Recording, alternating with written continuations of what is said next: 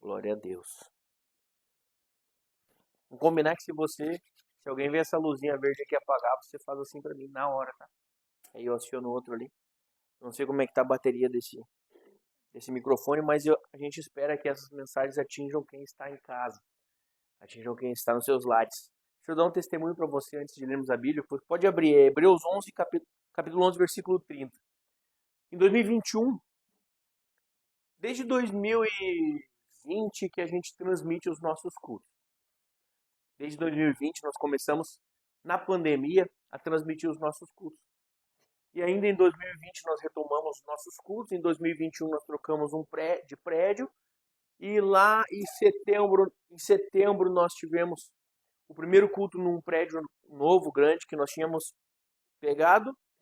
E 15 dias depois apareceu uma família na igreja, completamente desconhecida. E como a gente recém tinha chegado naquele prédio, algumas pessoas sabem essa história, era uma igreja anterior a nós ali também. Aí eu assim, como você nos conheceu, passou aqui na frente, viu a igreja? Não, eu vim direto já aqui. Imaginava que era outra igreja que estava aqui, porque era uma placa bem conhecida, uma igreja bem conhecida. Ela, não, eu vim aqui já para ver a igreja Sementes. Mas, mas como que... E ela assim, não, porque desde 2020 eu assisto os cultos online de vocês. Então, quando vocês se mudaram para perto aqui da minha casa, eu resolvi conhecer. E eles congregaram conosco até que a gente se mudou para cá. E acabou se afastando da casa, da residência deles. Então, é importante a nossa presença online. É importante. Então, divulgue, tá? Divulgue. Pessoas que, por um motivo ou outro, não estão dentro da igreja, elas podem ter acesso à palavra, acesso à presença de Deus através dos nossos cultos online também. Tá bom? Então, ali, Hebreus capítulo 11, versículo 30, diz assim: Pela fé, ruíram as muralhas de Jericó, depois de rodeadas por 7 dias. Pela fé, Raabe, a meretriz, não foi destruída com os desobedientes, porque acolheu com paz aos espias. E o que mais direi? Certamente me faltará o tempo necessário para referir o que há a respeito de Gideão, de Baraque, de Sansão, de Jefté, de Davi, de Samuel e dos profetas, os quais por meio da fé subjugaram reinos, praticaram a justiça, obtiveram promessas, fecharam a boca de leões, extinguiram a violência do fogo,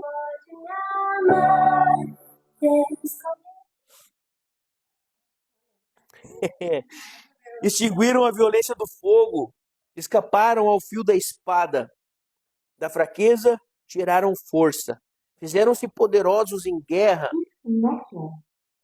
puseram em fuga exércitos de estrangeiros. Mulheres receberam pela fé ressurreição os seus mortos. Alguns foram torturados, não aceitando o seu resgate, para obterem superior ressurreição.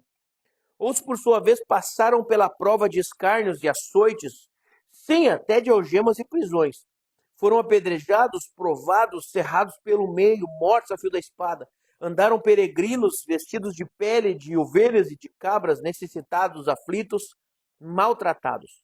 Homens dos quais o mundo não era digno, errantes pelos desertos, pelos montes, pelas covas, pelos antros da terra. Ora, todos estes que obtiveram bom testemunho por sua fé, não obtiveram, contudo, a concretização da promessa, por haver Deus provido coisa superior a nosso respeito, para que eles, sem nós, não fossem aperfeiçoados. Amém? Glórias a Deus. Esse texto é maravilhoso. Se você não leu Hebreus ainda, eu recomendo a leitura. É um livro espetacular. Ninguém sabe exatamente quem foi o autor do livro de Hebreus. Eu, na minha humilde opinião, foi o apóstolo Paulo, pela forma de escrita, principalmente em alguns trechos aqui que a gente lê, que ele fala, inclusive aqui, que diremos?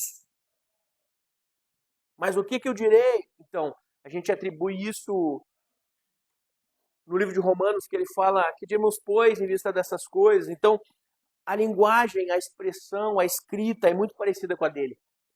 E também o nível de revelação do que essas palavras aqui querem dizer é altíssimo. Também conforme todas as outras cartas do apóstolo Paulo. E o versículo 11, ele está falando especificamente da fé. O capítulo 11, desde o início, ele começa dizendo o que é a fé.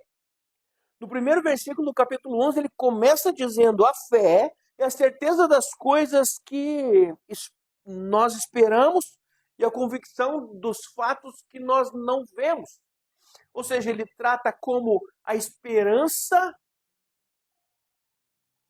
a certeza das coisas que nós esperamos vir e a convicção de fatos que nós não estamos vendo. Então nós temos tantas coisas que nós esperamos vir e nós temos que ter a certeza das coisas que nós ainda não vemos. Isso é fé. Eu ver e crer, esperar aquilo que eu conheço, que me é certo, isso é a coisa mais fácil que tem. Isso não é fé. Isso não é fé. A fé é eu saber, entender, esperar, acreditar de coisas que eu não estou vendo e sequer existe a possibilidade de acontecer. Como nós temos e vemos diversos testemunhos durante toda a nossa vida, durante toda a nossa história. Nós ouvimos aqui, a semana passada foi recheada de testemunhos. Alguém falou? A semana passada foi recheada de testemunhos. Mas nós tivemos aqui, eu acho, uns 4 testemunhos aqui, pelo menos, de coisas que ninguém estava esperando. Na verdade, esperávamos por meio da fé, clamávamos por meio da fé, mas que nós, olhando naturalmente, não tinha condições de receber. Tal qual o testemunho dos irmãos que fizeram a semana passada, como retrasada, ou na outra também. A Aline testemunha acerca do seu trabalho, ela ainda fala, Deus, eu quero que seja assim. E Deus responde da forma com que ela, em oração, pede. E aí nós vemos aqui depois os patriarcas, fala sobre Abraão, que é o pai da fé. A Bíblia diz que ele esperou contra a esperança, ou seja, mesmo não tendo esperança, ainda assim ele esperava receber alguma coisa. E esse texto, esse tema, a fé, ele é importante para todas as áreas da nossa vida. Principalmente, uma campanha que a pastora iniciou aqui hoje. Reiniciou, né? Que é o volta para casa. Como nós poderemos orar por alguém sem a fé de que essa pessoa pode ser tocada por Deus? Como nós vamos esperar que Deus faça uma obra na vida de alguém e fale acerca do coração dele mesmo para essa pessoa? Se nós não crermos, e aqui ainda é muito claro, a palavra de Deus fala que, de fato, sem fé, Hebreus capítulo 11, verso 6, é impossível agradar a Deus. Porque é necessário que aquele que se aproxima dele creia que ele exista. E que ele é bom. E que ele é galardoador, a palavra fala. Você sabe o que quer dizer galardoador? Recompensador. Que ele é bom e recompensa aqueles que o amam. Em outros textos, existe um salmo, não lembro agora qual, acredito que 24, não vou dar certeza, porque não me lembro bem, que fala que Deus é um Deus que ele divide os seus planos com aqueles que o amam, com aqueles que o buscam, com aqueles que estão na sua presença de fato. E aqui, então, a partir do verso 30, depois dele ter falado sobre os pais da fé, depois dele ter falado sobre a fé na vida desses homens, de homens que aspiram coisas maiores, que viveram as suas promessas, que viveram as coisas de Deus, que viveram a presença, o amor, a graça, a manifestação, o poder, ele começa a elencar aqui muitas coisas que aconteceram quando a igreja, quando Israel entra na terra prometida. O título do verso 30 em diante diz os israelitas em Canaã. E ele começa o texto falando sobre as muralhas de Jericó que ruíram. As muralhas de Jericó foi a primeira grande batalha que eles viveram depois de entrar na terra prometida. Elas caíram por intermédio da fé. Não foi necessário eles jogarem pedra, não foi necessário eles escalarem a muralha, não foi necessário nada. Eles apenas, por algo que o Senhor falou para eles, deram 7 voltas em torno da muralha e ela veio abaixo. Ou seja, quando nós estamos na direção de Deus, com fé naquilo que Ele pode fazer, ou você acha que alguém poderia dizer, não, a receita é dar 7 voltas lá que as muralhas vão cair. Não existia uma receita mágica. Quando Deus fala para Josué, Josué, dá 7 voltas lá que eu vou derrubar as muralhas, eu vou dar um jeito de derrubá-las. Você acha que Josué ficou pensando como Deus faria, o que Deus faria? Não, ele apenas creu. Ele apenas creu. A palavra de Deus fala que quando Abraão creu, isso lhe foi imputado por herança. Imagina, você coloca algo diante de Deus e crê, isso pode ser lhe imputado por herança. Naquilo que você mesmo aguarda, espera, naquilo que você tem fé, naquilo que você crê, naquilo que você coloca diante do Senhor, no seu quarto, na igreja, diante do altar. Às vezes, até mesmo quando você recebe uma notícia ruim, você olha e fala, não, Senhor, em nome de Jesus, não. Eu creio que não. Você pode até usar, algumas pessoas usam, e nós costumamos muito fazer isso. Eu não aceito essa notícia ruim sobre a minha vida. Por que que nós podemos fazer isso? Porque a Bíblia nos garante que, com fé, nós podemos rejeitar aquilo que o mundo nos oferece e crer que Deus tem coisas melhores para nós.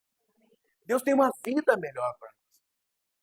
Deus existe bênçãos em Deus para as nossas vidas, principalmente espirituais, emocionais, bênçãos de milagres, de curas, de bênçãos de prosperidade, bênçãos de emoções curadas, transformadas. Ele começa a falar, o que mais eu direi? Ele diz, eu não terei tempo necessário para falar de Davi, Gideão, Sansão, Jefité, Baraque, dos profetas. Ele fala sobre Samuel. Eu não tenho tempo aqui nesta carta para falar para vocês acerca dessas pessoas. E ele continua, os quais por meio da fé começa a contar aquilo que eles fizeram, subjugaram reinos. Olha só, queridos. Subjugaram reinos por meio da fé, praticaram a justiça, obtiveram promessas. Quantos de nós receberam as promessas por meio da fé? Quantos de nós ainda cremos que vamos receber as promessas? Quantos de nós podemos dizer, eu subjuguei o reino? Sabe qual reino luta contra as nossas vidas hoje? O reino das trevas. E nós temos o dever de, com fé, subjugá-lo. Está muitas vezes atrapalhando a sua vida pessoal, emocional, a obra de Deus se cumprir. Você deve subjugá-lo por meio da fé. O reino das trevas que vem e lhe imputa negatividade, joga a sua moral lá para baixo. Você sabe o que ele deseja fazer com você? Destruir a sua moral. Destruir tudo aquilo que você, com ímpeto, está pronto e preparado para receber. Ele quer acabar com a sua, de um lado bom, não uma vaidade de se vanglória, mas sim, ele quer acabar com a sua estima. Quer jogar sua estima lá embaixo. Não sei se existe baixo autoestima. É estima, ou ela é baixa ou ela é alta. Porque às vezes nós falamos, minha autoestima está baixa. A minha estima está baixa ou está alta. Então, o dever deles é acabar com a sua estima. É fazer com que você não tenha uma autoestima. Porque um soldado abatido não luta, não guerreia. E a palavra de Deus fala que nós temos que fazer como o cego de Jericó, que de um salto lança a sua capa e parte para receber o seu milagre. Quantos de nós nessa noite viemos aqui para receber o nosso milagre? Quantos de nós nessa noite veio aqui para conquistar, por meio da fé, subjugar oponentes? A A Bíblia diz que a nossa luta não é contra a carne ou sangue. Por favor, não estou falando do seu irmão, não estou falando da sua irmã, não estou falando do seu parente, do seu amigo, do seu colega de trabalho. Não. Eu estou falando das hostes infernais da maldade que agem contra a sua vida, contra a sua família, contra o projeto de Deus em você, contra o projeto de Deus que deve estar agindo dentro de você. Porque quando Deus começa a agir dentro de nós, nós temos o dever de manifestar o reino dele para produzir os seus frutos nessa terra. Frutos do Espírito, frutos de amor, frutos de mansidão, frutos de domínio próprio, frutos do Espírito nas nossas vidas através dos dons espirituais que ele derrama sobre cada um de nós. E aí o Senhor coloca aqui o que esses caras enfrentaram nas suas vidas. Espada. Alguns foram cerrados ao meio. Eu quase perguntei para você, você foi cerrado ao meio? Se fosse, não estava aqui. Se fosse, não estaria aqui. Um ponto que mexeu comigo nesse texto está aqui no verso 34, que ele fala assim: da fraqueza tiraram força. Meu Deus amado, isso é forte. Quantos de nós, talvez hoje, está assim, uma quarta-feira, cansada? Quantos de nós acordou cedo, foi trabalhar, talvez não teve um bom dia e hoje está aqui, às vezes até emocionalmente fraco, abalado, abatido, mas por meio da fé, esses caras das suas fraquezas tiraram forças. E é isso que Deus quer fazer conosco. É isso que Deus deseja fazer conosco nesta noite. Talvez das nossas fraquezas tirar força e da nossa força multiplicar a nossa força para que nós possamos, em nome de Jesus, vencer. Aqui fala que eles fizeram-se poderosos em guerra. Estamos em guerra todos os dias. Todos os dias nós estamos em guerra, porque todos os dias existe alguém querendo te matar. Falávamos um pastor amigo esses tempos, inclusive até numa aula aqui, de um curso de teologia, e ele deu um testemunho dizendo assim: irmãos, vamos evangelizar? E aí o irmão fala para o irmão na igreja, fala para ele assim: pastor, eu vou orar para ver se Deus quer que eu vá. Daí ele disse assim: ó irmão, não precisa nem orar se é isso então, porque eu sei exatamente quem não quer que tu vá. Eu sei quem não quer que tu vá, então não precisa orar para saber a respeito disso. Por quê? Porque nós estamos em guerra. E a Bíblia diz aqui que esses caras se fizeram poderosos em guerra. Nós estamos falando acerca deles, mas você já vai entender em que contexto nós entramos aqui nessa história. Porque o apóstolo Paulo aqui está falando de pessoas que viviam a velha aliança. Pessoas que não, no final do nosso texto nós lemos, não receberam a verdadeira promessa de Deus, que foi profetizado, declarado lá em Joel, que fala acerca do Espírito Santo: derramarei meu Espírito sobre toda a carne. Esses caras, eles viveram tudo isso que viveram por meio da fé, mesmo sem a promessa do Espírito, mesmo sem a presença do Espírito, mesmo sem a manifestação do Espírito Santo, mesmo sem antes terem sido selados por Deus, como somos cada um de nós. Como somos cada um de nós. Diz que mulheres aqui, pela fé, receberam a ressurreição dos seus mortos. E aqui, logicamente, ele está falando acerca do profeta Eliseu, que deita-se sobre um menino de 6 anos, ao qual ele havia profetizado para uma mãe, um menino que estava morto, e a Bíblia diz que ele deita-se sobre aquele menino, sopra sobre ele, e aquele menino ressuscita, pela fé, porque ela vê o seu menino morto em casa e corre para o profeta e crê. Deus ia me dar, preste atenção na frase dessa mulher, será que Deus ia me dar algo para depois me tomar? Será que Deus ia permitir que você visse a promessa e não lhe der? Queridos, quem tem filho aqui? Você pegaria o seu filho com 3, 4 aninhos e mostraria uma bala. Eu vou falar aqui, não estou fazendo propaganda de bala nenhuma, mas é boa pra caramba, aquelas balinhas de iogurte, ou a Sete Belo. Você ia fazer para ele assim, e ir esconder no bolso e não dá mais? Ou um chocolate? Olha o que eu tenho para ti aqui, um chocolate. Eu vou guardar para ti não comer. Você faria isso com o seu filho? E por que que a gente pensa que talvez Deus fará isso conosco? De nos mostrar algo. De muitas vezes falar, filho, isso aqui é o que eu tenho para ti. E não nos dá? Obviamente que com Deus existem condições a serem alcançadas, condições para que a gente possa desfrutar das promessas, daquilo que Ele tem. Olha, toda promessa de Deus é condicional. Quando Ele fala sobre o Espírito Santo, Ele fala, fiquem aqui, para que sejam revestidos de poder. Então a condição era esperar lá.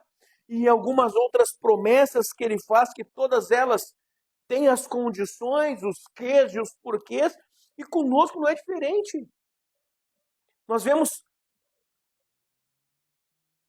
no livro de Deuteronômio, capítulo 28, tem as bem-aventuranças. E ele começa falando assim, se atentamente me ouvires e me obedecerem. Então, e ele começa a falar sobre todas as bem-aventuranças da fé. E depois da metade do versículo, do capítulo em diante, ele começa a falar das maldições de não ouvir ele. Então aqui está falando acerca de homens e mulheres que receberam um bom testemunho do Senhor pela fé. Foram apedrejados, colocados em prisões, escarnecidos, açoitados, provados, mortos a fio da espada, perdidos, peregrinos, vestidos em peles, afligidos, maltratados. O verso 38 fala, homens dos quais o mundo não era digno. O mundo não era digno. Fecharam a boca dos leões. E todos estes, verso 39, todos estes obtiveram um bom testemunho por sua fé.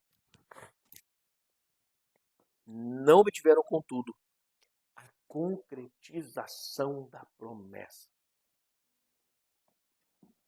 Mas deixa eu falar algo para você. Mesmo que você não tenha sofrido o fio da espada, cerrado ao meio, mesmo que você não tenha sido talvez ainda maltratado, humilhado, embora muito sim, mesmo que você não esteja passando frio, necessidade ou fome na sua vida, é possível a concretização da promessa. Porque a promessa era o Messias que veio a essa terra para salvar, para ser morto, crucificado, sofrer um preço de cruz, para que nós pudéssemos, assim como os nossos patriarcas não puderam, participar do reino do Senhor nesta terra, da manifestação dele aqui. Nós podemos e nós temos o dever, pensando no que esses caras enfrentaram por Cristo, mesmo sem conhecer a Cristo. O que esses caras enfrentaram, se colocaram.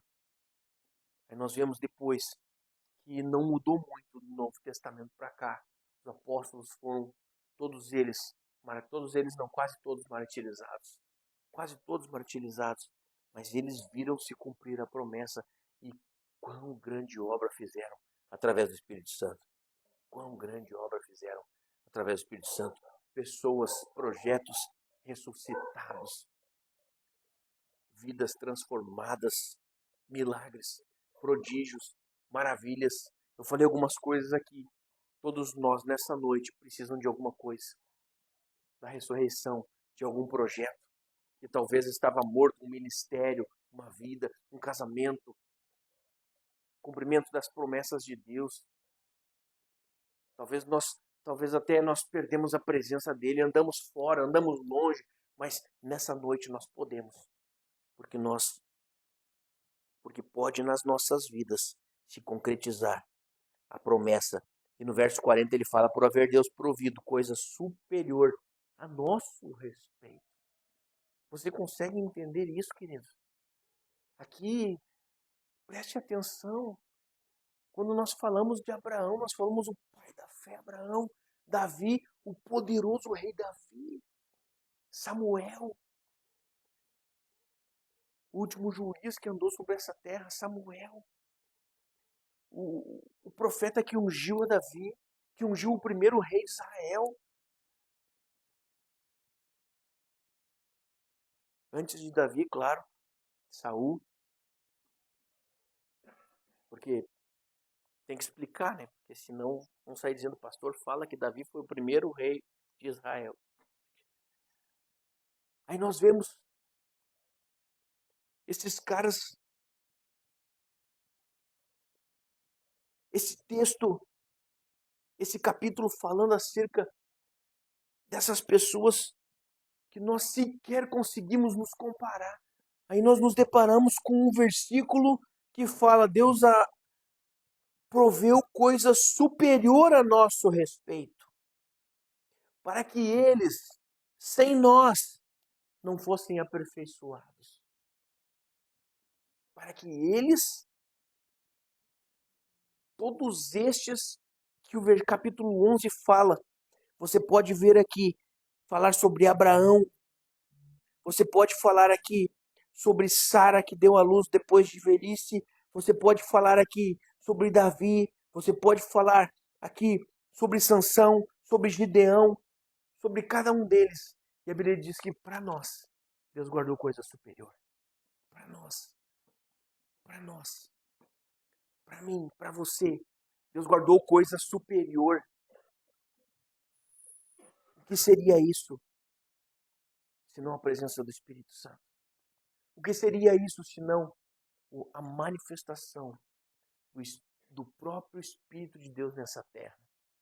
Mas não apenas de uma forma esporádica, como acontecia antigamente. Não, de uma forma real, contínua e dentro de nós. Dentro de nós. Para que a gente possa, em nome de Jesus, não aperfeiçoar a nós mesmos, mas ajudar a Deus. Embora ele não precise de ajuda, mas é o que a palavra está falando. Aperfeiçoar a obra dos antepassados. Aperfeiçoar a obra dos pais da fé.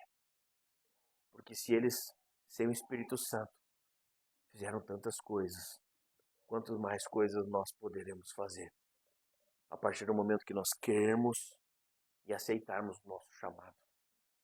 Crermos e aceitarmos. Termos a convicção de que o Espírito Santo está em nós, se manifesta através das nossas vidas e deseja nos usar. Não apenas para nos abençoar, mas também para abençoar as pessoas que estão próximas de nós. Porque o que Deus quer fazer, queridos, Ele quer fazer em você, mas Ele também quer fazer através de você. Em nome de Jesus. Se coloque de pé, em nome de Jesus Cristo. Vamos orar. Glórias a Deus.